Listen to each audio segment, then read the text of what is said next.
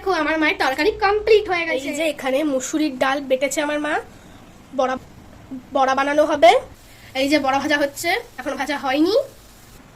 আর মুসুরির ডাল ভাজা ওই বড়াটা দিয়ে কাঁচকলা আলু দিয়ে ঝোল হবে। এই যে কাঁচকলা ডালের বড়া কমপ্লিট হয়ে গেছে, কাঁচা কলা দিয়ে ডালের বড়ার তরকারি হবে। কলা এই যে ভাজতে দেওয়া হয়েছে, ভাজা হবে।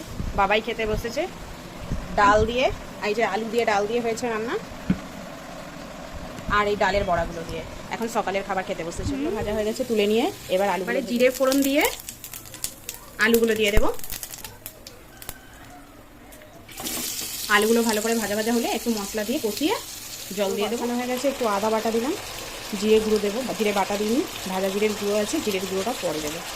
ভালো করে কষিয়ে নিয়ে জল দিয়ে দেবো। যে মশলা কষিয়ে জল দিয়ে দিয়েছে, আলুও ফুটে গেছে, কাঁচকলা এই যে দিয়ে দিচ্ছে। এখন এত জল আছে এই কারণে যখন বড়াটা দেওয়া হবে তখন জলগুলো সব টেনে নেবে, সেই কারণে। প্রায় তরকারি আলু কলা সব গলে গেছে, বড়াগুলো দিয়ে দিলাম, একটু ফুটে উঠলেই নামিয়ে নেব। আর এই ঝোলটা বড়াগুলোতে ঠান্ডা হবে তরকারি, আর আস্তে আস্তে সব ঝোলটা পুরো টেনে নেবে। একটু গরম মশলা দিয়ে নামিয়ে নেব। একটু আলু তুলে এইভাবে ভেঙে ঝোলে দিয়ে দিলে ঝোলটাও খুব সুন্দর গাঢ় হয়ে দিয়ে দিয়েছি। একটু গরম মশলার গুঁড়ো দিয়ে দেবো, একটু ফুটে উঠলে নামিয়ে নেব। ধনেপাতাও কুচিয়ে রেখেছি, নামানোর সময় ধনেপাতাটা দিয়ে। আমার মায়ের তরকারি কমপ্লিট হয়ে গেছে।